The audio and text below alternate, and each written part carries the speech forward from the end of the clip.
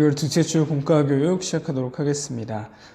지난 여호수아 7장 했었는데요. 우리 공과 진도상 그 다음 진도가 여호수아 24장 마지막 장입니다. 그래서 여호수아의 마지막 고별 설교가 이번 주에 본문이 되겠습니다. 들어가기는 이제 마지막 고별 설교거든요. 23장 써드릴게요. 고별 설교 23장, 24장 두 장에 걸쳐서 여호수아가 마지막 고별 설교를 하고 있는데요.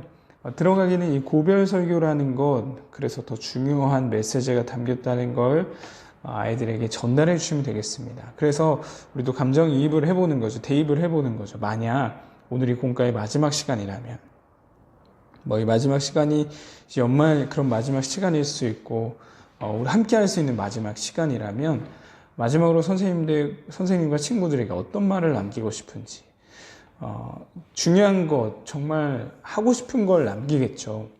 그런 의미로서 이 시간이 마지막이라면 어떤 말을 남겨주고 싶은지를 함께 하면서 이제 아이스 브레이킹으로 들어가기를 시작해 주시면 되겠습니다. 보통 앉아서 어떤 앞에서 말하는, 발표하는 사람이 말하는 걸 듣는 청중들은요, 가장 이 집중도가 높아질 때가 바로 결론이라고 합니다. 결말의 집중도가 높아지게 된다라고, 이 설교뿐만 아니라 모든 이제 강연이나 어떤 강의 모든 게 동일하다고 해요. 결말에서 집중도가 높아진다. 그래서 결말에 어떠한 메시지를 전하느냐, 그게 더 중요하다고 하죠. 그 안에 핵심이 들어있는 겁니다. 여호수아도 마찬가지입니다. 이제 여리고 정복을 끝냈고, 이 여리고와 아이를 시작으로 해서 가나안 정복을 끝냈고, 가나안에서 살아갈 이들에게 핵심을 마지막으로 전해주는 거예요. 그렇기 때문에 더 귀 기울여야 하고 더 무게감 있게 들여다봐야 하는 게 바로 이 마지막 고별 설교입니다.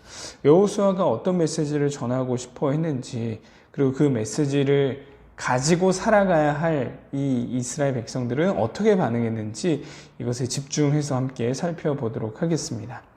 자, 먼저 첫 번째인데요. 가나안 땅을 앞에 둔 이스라엘에게 여호수아가 마지막으로 했던 말은인데요. 자, 24장 14절 15절인데 먼저 23장을 한번 보도록 할게요. 23장부터 고별 설교가 시작된다라고 했었죠. 자, 먼저 3절 한번 보겠습니다. 너희의 하나님 여호와께서 너희를 위하여 모든 나라에 행하신 일을 너희가 다 보았거니와 너희의 하나님 여호와 그는 너희를 위하여 싸우신 이시니라. 자, 3장을 시작으로 해요. 5절 한번 보세요. 너희의 하나님 여호와 그가. 자, 밑에도 너희의 하나님 여호와께서. 자, 8절입니다. 오직 너희의 하나님 여호와께 가까이 하기를. 자, 10절.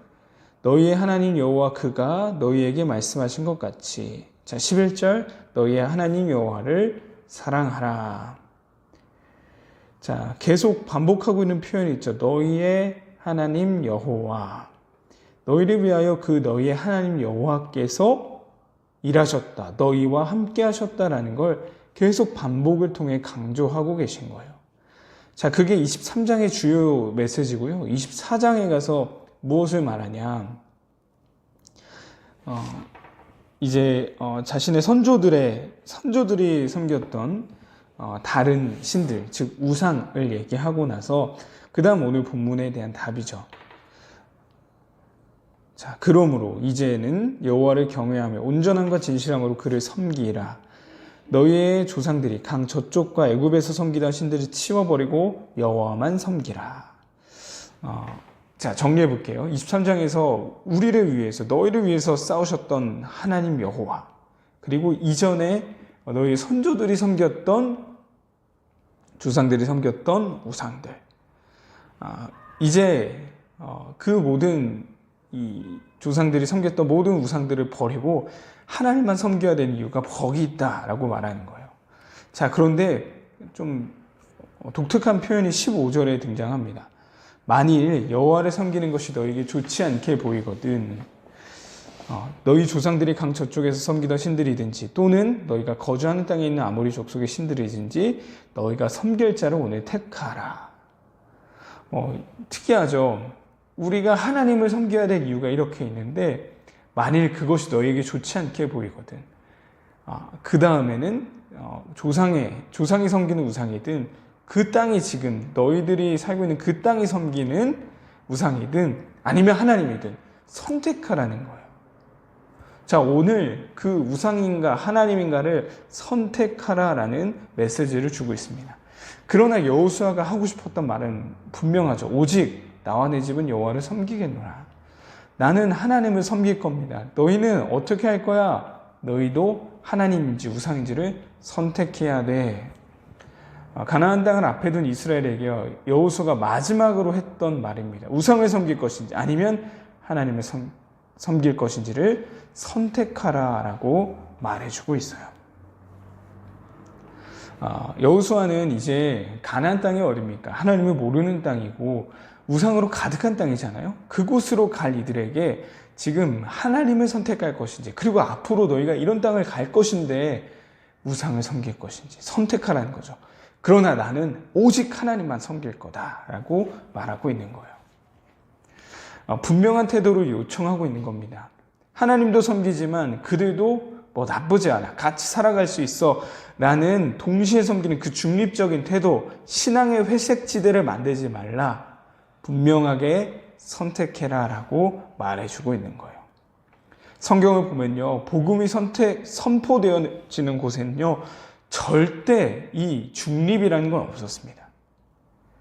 복음을 듣고 나서 이전 것이 완전히 잘못됐음을 깨닫고 철저히 회개하든지 분노하며 그것을 완전히 버리든지 아니면 그것을 완전히 배척하든지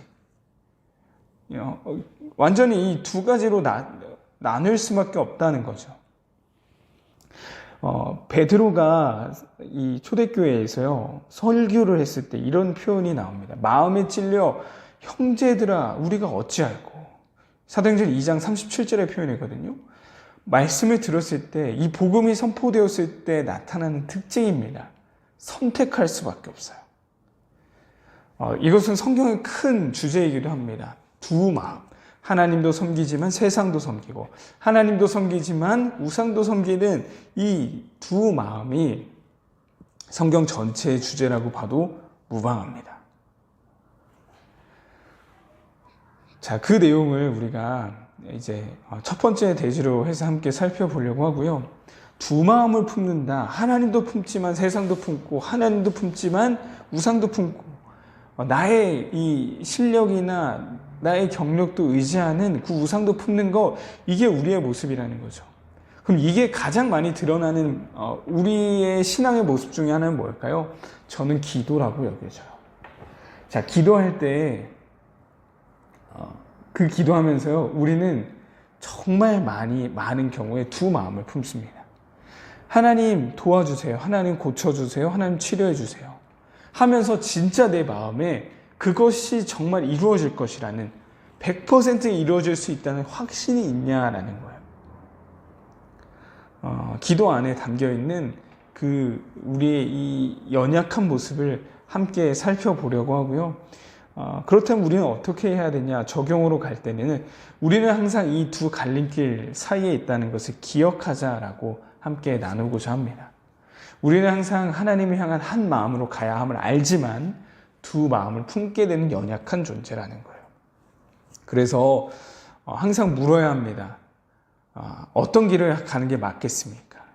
과연 예수님이라면 그때 어떤 모습으로 어떤 선택을 하셨겠습니까? 늘 물으면서 서두르지 않고 하나님이 향한 한 마음으로 나아갈 수 있는 그 믿음의 모습이 우리의 모습 될 수 있기를 바랍니다. 그래서 나눔은 기도라는 주제로 가려고 하고요. 요즘 나의 기도 제목은 무엇이 있나요? 이것도 좀 예상되는 답이 있습니다.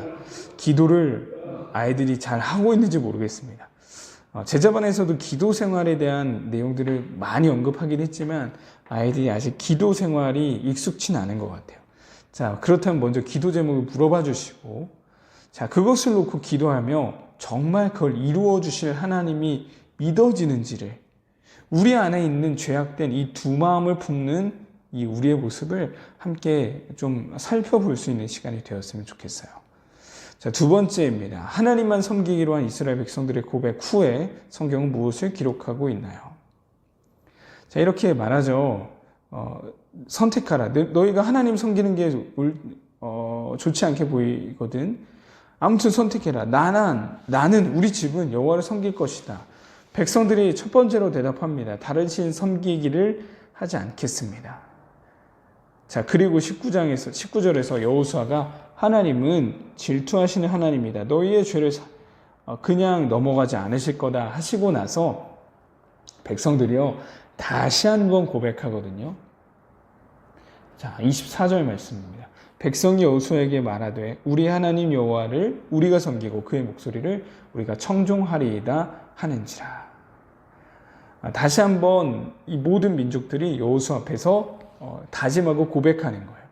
자, 그 고백을 담아서 여호수아가 언약을 맺습니다. 그래서 이것을 하나님의 법으로 제정하는 모습이 나와요. 자, 그리고 큰 돌을 가져다가 하나님 율법책에 기록하고 큰 돌을 가져다가 세웁니다. 그리고 마치 돌이 살아있는 사람인 것처럼 이 돌이 우리의 증인이 될 거다라는 표현을 쓰게 돼요. 자, 그리고 우리가 살펴보고자 하는 게 바로 28절, 29절입니다. 자, 지금 딱 이해되셨죠? 마지막 백성들을 소집해서 마지막 설교를 하고 선택해라. 백성들이 말합니다. 우리 하나님만 선택할 겁니다. 하나님만 섬기겠습니다. 자, 돌을 세우고 하나님의 율법책에 기록하고 돌을 세워서 이것이 우리의 증인이 될 거다. 자, 그 다음 성경이 무엇을 기록하고 있어요? 28절에서 백성들을 다시 돌려보냅니다. 각기 기업으로 돌아가게 하였더라. 각 지파들이 받았던 땅으로 이제 돌아가게 됐다라는 거죠. 그리고 29절, 이 일 후에 여호와의 종 눈의 아들 여호수아가 110세에 죽음에 라고 해요.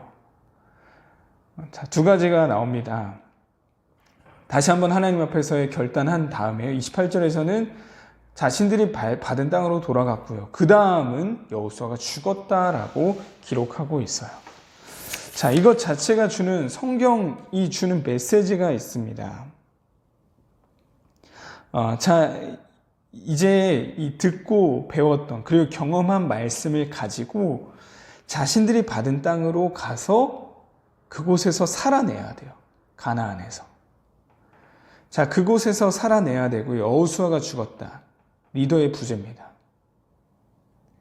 자, 그리고 어떤 책이 시작됩니까? 사사기가 시작돼요. 자, 이제는 듣고 배운 경험한 그 말씀을 가지고 그 믿음을 가지고 사사시대를 맞이해야 되는 거예요. 자, 이제는 리더도 없습니다. 마치 우리를 보호해주고 이끌어주던 그 리더가 없이 내가 고백했던 그 믿음 가지고 내가 받은 땅에서 살아내야 되는 거예요. 자, 여호수아의 마지막 이 설교에 담긴 여호수아의 마음을 아시겠죠? 그 뒤까지도 이제 염두를 하고 그 믿음 갖고 이제 살아내야 된다라고 하는 거예요. 자, 우리의 삶에서도 마찬가지입니다. 우리는 흔히 교회로 오는 것이 우리의 신앙의 척도가 되죠.